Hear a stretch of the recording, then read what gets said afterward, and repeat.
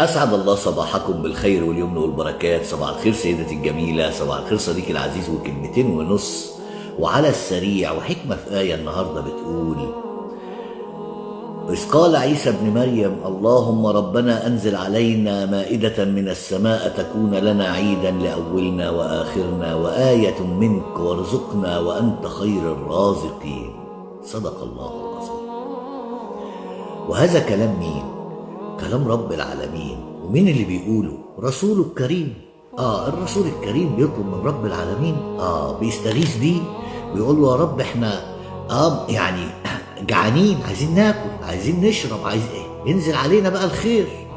فكلنا لازم ندعي يا جماعه في الايام الكرب اللي هي شادت فيها الكرب دي. والناس اللي بتستغل الايام دي، خد بالك، المنافقين في الدرج الاسفل من النار. انت وهو كل اللي بتغلي